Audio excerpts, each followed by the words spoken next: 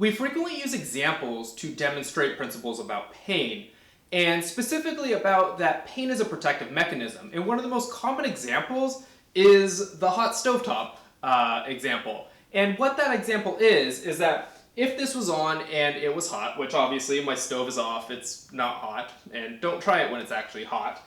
But if I were to put my hand on the burner, I would withdraw my hand as fast as I can, hopefully before there's any tissue damage.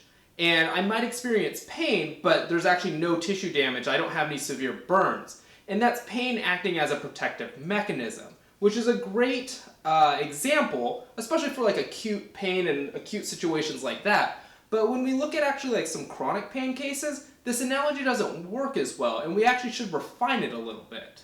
And the reason is because with chronic pain, even if we know that the stove is off like it is now, we might still be scared to put our hand near the stove, on the stove, or anything like that.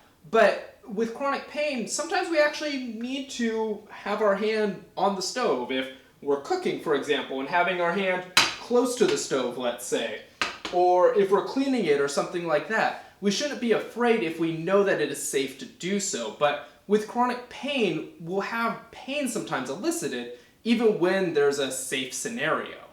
For example, we see this a lot with low back pain, that people will tend to develop the fear of bending forward, either because somebody in their past has said that it's a dangerous position for the spine, or that it's a mechanism of injury for discs, and so they should avoid that movement. Or maybe that was actually the mechanism of injury, and so maybe they were bending over to pick something off of the ground or to tie their shoes, and that's when they experienced the pain. Or maybe they were at the gym and they were deadlifting, and as they were coming up, they felt a pop in their low back, and that's when that low back pain developed. And in the beginning, it's okay to temporarily avoid bending at the spine if that's a provocative movement. We don't need to keep eliciting pain just to elicit pain.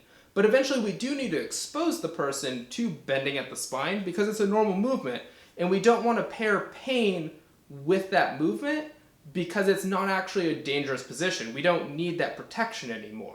And so if we were to amend this stove analogy to reflect that, when we know that the stove is off, it's no longer hot, it's safe to touch it, we should be able to either cook or clean or touch the stove without having that protective pain response.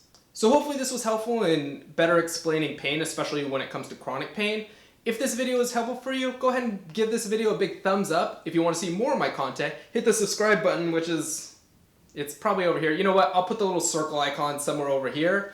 Go ahead and hit the subscribe button. If you want to be notified of future videos, hit the bell icon as well. I'll see you guys in the next video.